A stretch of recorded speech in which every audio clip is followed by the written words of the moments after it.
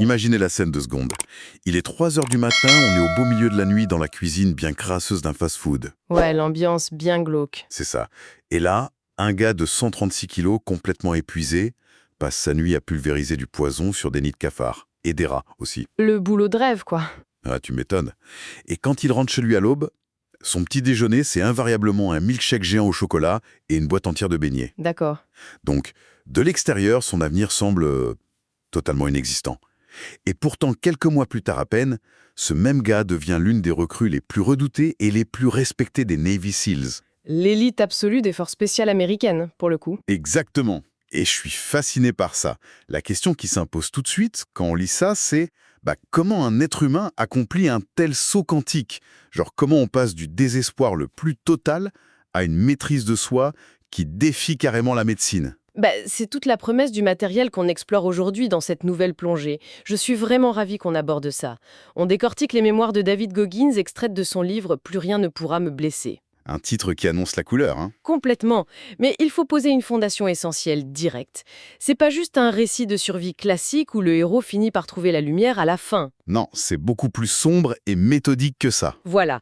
Notre mission aujourd'hui, c'est d'analyser une mécanique très précise que le texte appelle l'algorithme évolutionnaire. Ce terme m'a tout de suite accroché dans les sources, l'algorithme évolutionnaire. Ça veut dire quoi concrètement dans ce contexte? En fait, si on regarde notre biologie, notre cerveau a évolué pendant des millénaires avec un seul vrai objectif en tête, notre survie. D'accord, donc éviter le danger. C'est ça. Pour survivre dans un environnement hostile, l'algorithme de base de notre esprit, c'est de conserver l'énergie, de fuir la douleur et de chercher le confort à tout prix. Le chemin de la moindre résistance, quoi. Exactement. Dès que ça devient difficile, le cerveau envoie des signaux d'alarme pour nous forcer à abandonner.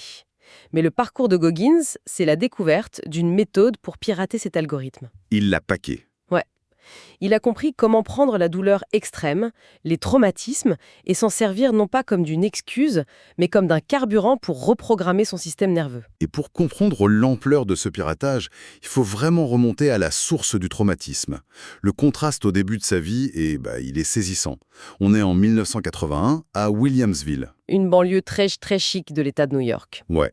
De l'extérieur, c'est le rêve américain pur jus. T'as la grande maison blanche, le porche majestueux, la pelouse coupée au millimètre. La carte postale. C'est ça. Et dans l'allée, attention, une Rolls-Royce garée juste à côté d'une Corvette noire. Mais dès qu'on passe la porte d'entrée, On bascule dans un film d'horreur. l'enfer absolu. L'illusion d'optique était parfaite. Le père de David, Trunis Goggins, avait bâti cette façade de respectabilité.